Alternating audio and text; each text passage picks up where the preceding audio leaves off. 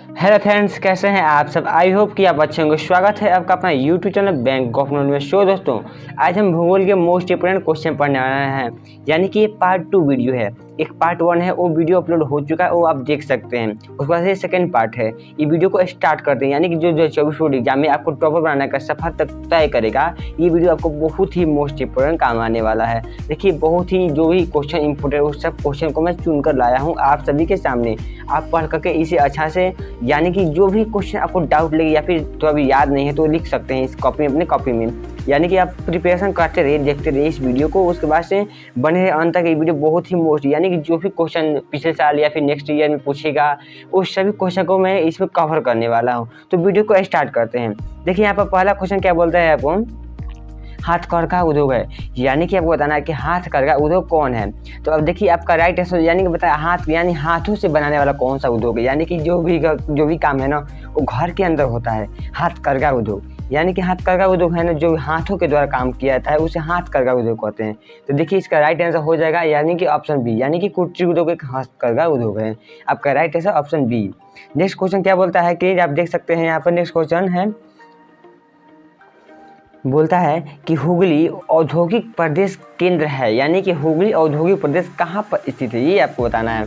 इसको बताना है कि हुगली औद्योगिक प्रदेश कहाँ पर स्थित है। आपका राइट आंसर बताएं ऑप्शन ए, यानी कि कोलकाता हावड़ा, यानी कि कोलकाता हावड़ा आपका right answer option number A हो जाएगा।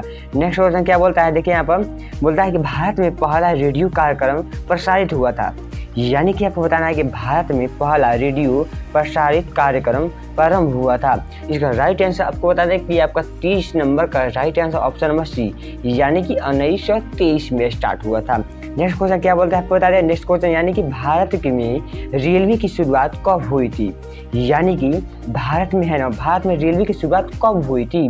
नेक्स्ट क्वेश्चन है, तो इसका राइट आंसर हो जाए, यानी कि देखिए पिछले साल क्वेश्चन था ना, पिछले साल यानी कि 2023 में इस क्वेश्चन को सेम टू सेम हूबहू उठाकर पूछ दिया था क्वेश्चन को। देखिए, इसका राइट आंसर हो जाएगा, यानी कि ऑप्शन ए 1853 में राइट आंसर हो जाएगा, यानी कि ऑप्शन ए 1853। नेक्स्ट क्वेश्चन क्या बोलता है, देखिए कोची पतन अवस्थित है, यानी कि कोची पतन कहाँ पर अवस्थित है, ये आपको बताना है। आपका राइट आंसर हो जाएगा ऑप्शन नंबर सी, यानी कि केरल में कोची पतन स्थित है। कोची पतन केरल में। आप सिंपल से देख सकते हैं, को यहाँ भी क से स्टार्ट है, यहाँ भी क से है। कोची ये सिम मिल रहा है, तो आप इसे भी ट्रिक के हिसाब से याद कर सकते हैं। नेक्स्ट क्वेश्चन क्या बोलता है, जलजन्य रोग क्या है। आपको बताना है जलजन्य रोग क्या है, यानी कि जल के द्वारा होने वाला रोग कौन सा है, इस ऑप्शन में आपको बताना है जल के द्वारा कौन सा रोग होता है। तो देखिए, इसका राइट आंसर हो जाएगा जलजन्य रोग कौन सा है, यानी कि आपका right answer option number C, यानी कि अतिसार। अतिसार एक ऐसा रोग है जो जल के द्वारा ही होता है। नेक्स्ट क्वेश्चन क्या बोलते हैं आपको बता दें। नेक्स्ट क्वेश्चन, सर्वाधिक जनसंख्या वाला मेगापोलिस कौन है। आपको बताना है कि सर्वाधिक जनसंख्या वाला मेगापोलिस क्या है। तो आपका राइट आंसर हो जाएगा, आपका राइट आंसर यानी कि 34 नंबर का राइट आंसर हो जाएगा ऑप्शन नंबर सी, यानी कि कोलकाता। मेगापोलिस कोलकाता है।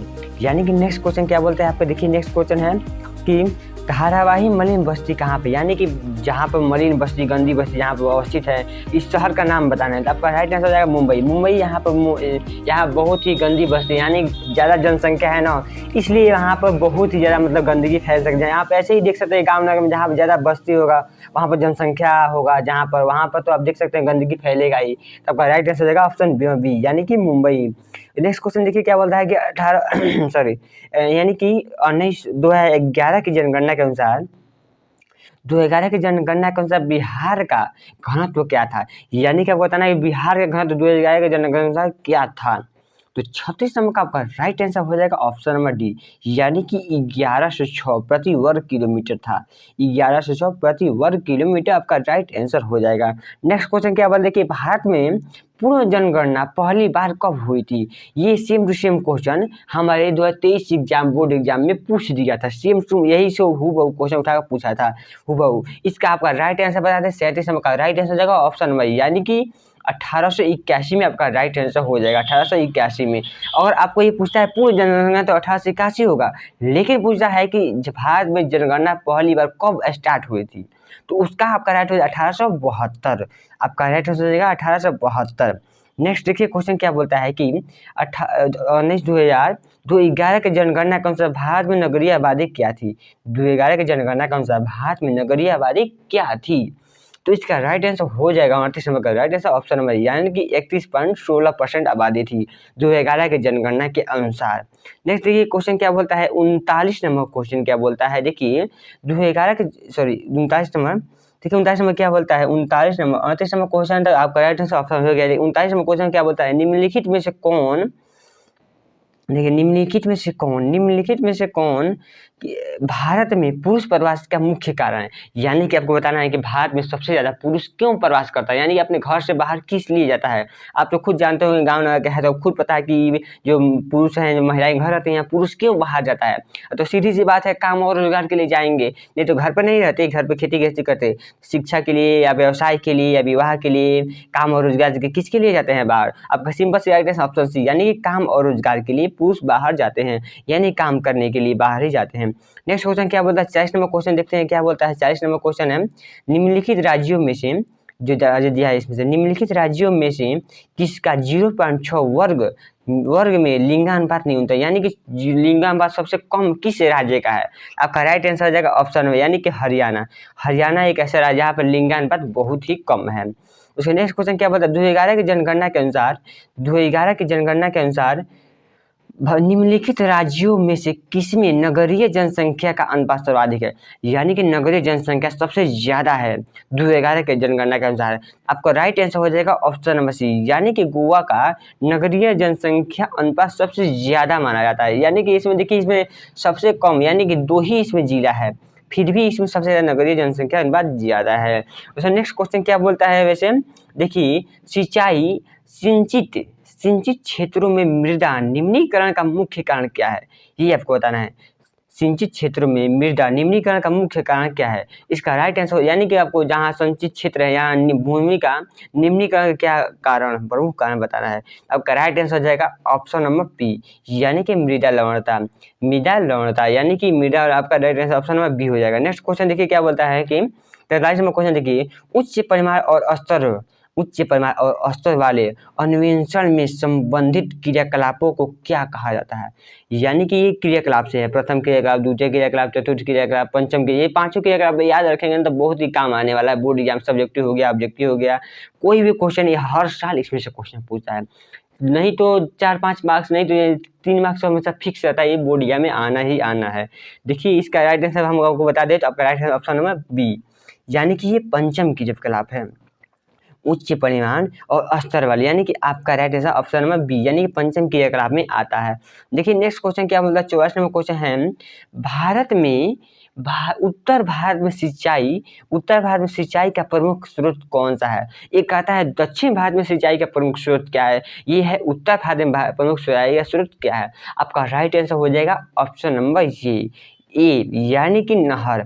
उत्तर भारत में नहर और दक्षिण भारत में पूछता है तो नलकूप हो जाएगा, नलकूप, यानी कि नल के द्वारा ही सिंचाई किया जाता है। आपका नेक्स्ट क्वेश्चन बता दिया, आपका नेक्स्ट क्वेश्चन क्या है, देखिए यहाँ पाते हैं, देखिए 45 नंबर क्वेश्चन बोलता है, निम्नलिखित खनिजों में किसको भूरा हीरा कहा जाता है, यानी कि इसमें जो दिया है ना, निम्नलिखित में से किसको भूरा हीरा कहा जाता है। आपका राइट आंसर हो जाएगा, यानी कि भूरा हीरा किसे कहा जाता है, यानी कि आपका right answer option number B, यानी कि अभ्रक को भूरा हीरा के नाम से जाना जाता है। आपका right answer option number B. Next question क्या बताया, निम्नलिखित राज्यों में से किसमें केंगा नाभिकीय ऊर्जा केंद्र अवस्थित है, केंगा नाभिकीय ऊर्जा अवस्थित है। इसका राइट आंसर आपको बता दें तो 46 नंबर का right answer option number C, यानी कि कर्नाटक में केंगा नाभिकीय ऊर्जा केंद्र अवस्थित है। देखिए नेक्स्ट क्वेश्चन क्या बोलते हैं आपको, वेलाडीला लौह अयस्क किस राज्य में स्थित है। आपको बताना है कि वेलाडीला लौह अयस्क किस राज्य में अवस्थित है। आपका right answer option number D, यानी कि छत्तीसगढ़ राज्य में स्थित है वेलाडीला लौह अयस्क। नेक्स्ट क्वेश्चन देखिए क्या बोलता है कि केंदुझर मैग्नीज क्षेत्र स्थित है, यानी कि केंदुझर मैग्नीज अवस्थ किस क्षेत्र में स्थित है।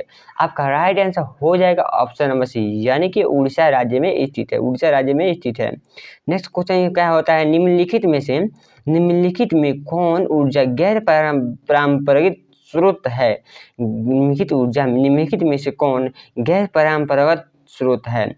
यानी कि आपका राइट आंसर हो जाएगा ऑप्शन नंबर सी, यानी कि सौर ऊर्जा गैर पारंपरिक ऊर्जा स्रोत है, यानी कि ये सूर्य के द्वारा होता है, धूप के द्वारा ही होता है।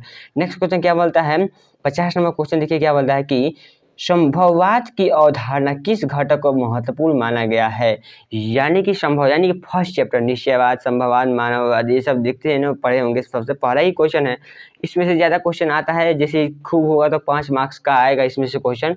देखिए इसका राइट आंसर बताया आपको 50 नंबर का राइट आंसर हो जाएगा ऑप्शन नंबर, यानी कि मानवीय घटक माना जाता है संभववाद में। इसमें मानव सब कुछ करना स्टार्ट कर दिया होता है, अपने खुद से पंखा उंखा सब कुछ बनाना स्टार्ट कर देता है। उसके बाद से प्राकृतिक, यानी जो फर्स्ट वाला होता है ना, उसमें संभववाद में मानव सब कुछ अपने आप खुद करने लगता है। उसका नेक्स्ट क्वेश्चन देखिए क्या बताया, 51वां क्वेश्चन क्या बोलता है कि विश्व के सघन जनसंख्या क्षेत्र में निम्नलिखित में से कौन सा क्षेत्र सम्मिलित है। यानी कि विश्व में सबसे ज़्यादा जनसंख्या वाला क्षेत्र में कौन सम्मिलित है, इसमें निम्नलिखित में देखना है आपको, इसमें बताना है कौन ज़्यादा सम्मिलित है। देखिए आपका राइट आंसर हो जाएगा, देखिए 51 नंबर का आपका राइट आंसर बता दें ऑप्शन नंबर सी, यानी कि दक्षिण पूर्वी अफ्रीका, इसका राइट आंसर होगा दक्षिण पूर्वी एशिया। दक्षिण पूर्वी एशिया है ना, वो विश्व की जनसंख्या उसमें ज़्यादा है, विश्व की सबसे ज़्यादा जनसंख्या क्षेत्र है वहाँ पर। आपका right answer option number B हो जाएगा। देखिए नेक्स्ट क्वेश्चन क्या बोलता है कि निम्नलिखित में से कौन जन स्थानांतर का अपकर्ष कारक नहीं है। ये कि नहीं लिखा है ना, ये मेन आपको इम्पोर्टेंट देना है, यानी कि बताना है कि कौन, यानी कि स्थानांतर का कारक नहीं हो सकता। यानी कि आपको निमन से रहने का व्यवस्था सब कुछ मिल रहा था, आप क्यों जाएंगे कहीं, एक स्थान क्यों जाएंगे आप। आपका राइट आंसर 52 का हो जाएगा, यानी कि ऑप्शन नंबर सी, रहन सहन की निम्न दशा, यानी कि आपका रहन सहन का खराब दशाएं होंगी तो आप जाएंगे ना कहीं आपको जाना ही पड़ेगा। ये सब है ना, ये अनुकूल व्यवस्थाएं आपको, ये सब इसके लिए जाएंगे। अपकर्ष कारक यानी कि अपने ओर आकर्षित करता है, और प्रतिकर्ष कारक यानी कि आपको भेजता है। इसमें आपको बताना है कि प्रतिकर्ष कारक कौन है, जो दूसरों की ओर जाना पड़ता है। अपकर्ष अपने ओर आकर्षित करता है, यानी कि सब कुछ रहन सहन की अच्छी दशाएं होंगी, अनुकूल जलवायु होगी, शांति अस्थायी होगी, यानी ये सब तो रहने की व्यवस्था है, यानी कि अपकर्ष कारक है। यानी आपको नहीं बताना, नहीं में ये हो जाएगा निम्न, रहन सहन की निम्न दशाएं, यानी कि आपको रहने सहने नहीं दे रहा है तो अच्छा बेकार व्यवस्था है, अब क्यों रहेंगे यहाँ पर। नेक्स्ट क्वेश्चन देखिए क्या बोलता है, नेक्स्ट क्वेश्चन है विश्व में किस देश की जनसंख्या सर्वाधिक है। ये आपको बताना है, विश्व में सबसे ज़्यादा जनसंख्या किस देश की है, यानी तो अब तो भारत का हो चुका है, ऑप्शन में भारत, अभी जनसंख्या गणना हुआ तो उसका भारत हो जाएगा, यानी कि पहले था चीन और भारत फर्स्ट नंबर पे आ चुका है। देखिए उसका नेक्स्ट क्वेश्चन बोलता है 54 नंबर क्वेश्चन क्या बोलता है, निम्नलिखित में कौन एकल कृषि नहीं है। यानी कि कौन ऐसा इसमें खेती है जो एक, यानी खेतों में एक ही प्रकार का बोया जाता है। तो इसका आपका राइट आंसर हो जाएगा, यानी कि रोपण तो एक ही प्रकार की कृषि है ये है। उसके बाद से आपको बता दें कि रोपण मिश्रित कृषि है ना, ये अकेले नहीं बोया जाता है, यानी कि ये ऐसा कृषि है कि इसमें कई प्रकार का खेती बोया जाता है। यानी कि देखिए गेहूँ हो गया, बाजरा हो गया, मक्का होगा, एक ही साथ कई लोग एक ही में खेत में बो देते हैं, उसे मिश्रित खेती कहते हैं। जैसे एकल कृषि उस प्रकार, जैसे एक खेत में है ना, उसमें केवल एक ही प्रकार का खेती होता हो। जैसे मान लीजिए हो गया, जैसे कोई खुद बोता है तो उसमें केवल सरसों बो देता है, और कहीं होता है कि गेहूँ गन्ना बोते हैं, गन्ना में ही सरसों बो देते हैं, वो मिश्रित खेती हो गया। उसके बाद से जो एकल कृषि है वो केवल एक ही प्रकार की खेती होता है, उसे एकल कृषि कहते हैं। आपका राइट आंसर हो जाएगा ऑप्शन नंबर ए, यानी कि आपको बताना है कौन मिश्रित कृषि है। आपका राइट आंसर ऑप्शन ए हो जाएगा। नेक्स्ट क्वेश्चन देखिए क्या बोलता है कि निम्नलिखित में से कौन रोपण कृषि, यानी देखिए आगे आना सामने क्वेश्चन, निम्नलिखित में से कौन रोपण फसल नहीं है। यानी कि कौन जो है वो रोपा नहीं जाता है, कौन ऐसा फसल है जो एक बार रोप देने पर वो कई सालों तक काटा जाता है। यानी जैसे गन्ना हो गया, गन्ना को आप एक बार बो देते हैं ना तो 3 साल 4 साल कई साल तक एक बार बो करके काट सकते हैं, उसी को रोपण कृषि कहते हैं। ऐसा नहीं है कि जिसे रोपा जाता है उसे धरती में, जैसे गेहूँ धान रोपा जाता है वो रोपण कृषि नहीं हो सकता। हम भी वही पहले समझते थे कि वो रोपण उसे नहीं कहते हैं जो रोपा जाता है, रोपण कृषि उसे कहते हैं जो एक बार रोप देने के बाद से कई बार काटा जा सकता है। जैसे गन्ना हो गया, नारियल हो गया, रबर की खेती हो गया, जो एक बार बो दिया जाता है ना उसे कई बार काटा जा सकता है। कॉफी भी हो सकता है, देखिए इसमें नहीं पूछा है, नहीं कौन रोपण कृषि नहीं है तो नहीं। देखिए गेहूँ तो एक ही बार बोया था, एक ही बार काटा जाता है, कैसे हो सकता है, ये सब का रोपण कृषि है, देख सकते हैं। नेक्स्ट क्वेश्चन देखिए आपको क्या बोलता है कि विस्तृत व्यापारिक अनाज उत्पादन की कृषि की जाती है, यानी कि विस्तृत व्यापारिक अनाज उत्पादित कृषि नहीं की जाती है, किस क्षेत्र में नहीं की जाती है ये आपको बताना है। यानी कि विस्तृत यानी कि बड़ा व्यापार अनाज कहाँ किस क्षेत्र में नहीं की जाती है ये आपको बताना है। इसका राइट आंसर यानी कि 56 नंबर का आपका राइट आंसर हो जाएगा ऑप्शन नंबर डी, यानी कि अमेजन बेसिन में न विस्तृत व्यापारिक अनाजिंग कृषि नहीं की जाती है। उसके यहाँ क्योंकि वहाँ पर बहुत छोटा एरिया होगा ना, इसलिए नहीं की जाती होगी वहाँ पर। देखिए नेक्स्ट क्वेश्चन क्या बोलता है कि संतान में क्वेश्चन देखिए क्या बताया है, निम्नलिखित में कौन मानव और पर्यावरण के बीच और अवनय क्रिया का सर्वाधिक महत्वपूर्ण कारक माना जाता है। ये आपको बताना है कि निम्नलिखित में कौन मानव और पर्यावरण के बीच अन्वयन की क्रिया को सर्वाधिक महत्वपूर्ण कारक है, ये बताना है आपको। 57 नंबर का आपका राइट आंसर है ऑप्शन नंबर बी, यानी कि प्रौद्योगिकी को न मानव और पर्यावरण के बीच में अन्वय के यानी कि सबसे ज़्यादा महत्वपूर्ण माना जाता है। नेक्स्ट क्वेश्चन देखते हैं क्या बोलता है नेक्स्ट क्वेश्चन, यानी कि निश्चयवाद कल्पना में किस घटक को महत्वपूर्ण माना जाता है। एक ऊपर था ना कि एक क्वेश्चन था ना, आप देखे होंगे कि मानवीय यानी कि संभवान अवधारणा में किसको महत्वपूर्ण माना जाता है। इसमें है कि नियतिवाद को किस घटक का महत्वपूर्ण माना जाता है। इसमें आपका राइट आंसर यानी कि 58 नंबर का राइट आंसर हो जाएगा मानव घटक, यानी कि नियतिवाद में मानव घटक और संभववाद में प्राकृतिक घटक, इसमें आपका राइट आंसर हो जाएगा। देखिए नेक्स्ट क्वेश्चन क्या बोलता है कि किस महादेश सबसे अधिक अंतर्राष्ट्रीय पर्यटन आते हैं, यानी कि सबसे ज़्यादा मुझे विदेश से अंतर्राष्ट्रीय यानी कि देश के अंदर आते हैं अंतर्राष्ट्रीय, यानी कि किस पर्यटन का यानी घूमने के लिए आते हैं। इसमें आपका राइट आंसर है ऑप्शन नंबर सी, यानी कि यूरोप से सबसे ज़्यादा अंतर्राष्ट्रीय पर्यटन आते हैं। देखिए नेक्स्ट क्वेश्चन क्या बोलता है कि निम्नलिखित में से कौन प्राथमिक क्रियाकलाप है। आपसे पहले ही बोला था ना प्राथमिक क्रियाकलाप बहुत ही ज़्यादा क्वेश्चन पूछता है, सॉरी प्राथमिक क्रियाकलाप से ज़्यादा क्वेश्चन आता है। प्रथम क्रियाकलाप, द्वितीय क्रियाकलाप, चतुर्थ क्रियाकलाप, पंचम क्रियाकलाप, इसमें से बहुत ही इंपॉर्टेंट एक क्रियाकलाप है, इसमें बहुत ज़्यादा क्वेश्चन आता है। देखिए इसका राइट आंसर यानी कि बताना प्रथम क्रियाकलाप में कौन आता है।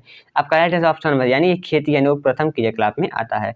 देखिए thank you so much friend इस वीडियो में बने रहने के लिए। अब मिलते हैं नेक्स्ट वीडियो में। इस वीडियो में इतना ही, क्वेश्चन तो बहुत सारा है लेकिन हम इतना ही इस वीडियो में, यानी कि वीडियो बहुत लंबी हो जाएगी। तो मिलते हैं नेक्स्ट वीडियो में। थैंक यू सो मच, जय हिंद जय भारत। वीडियो में बने रहने के लिए।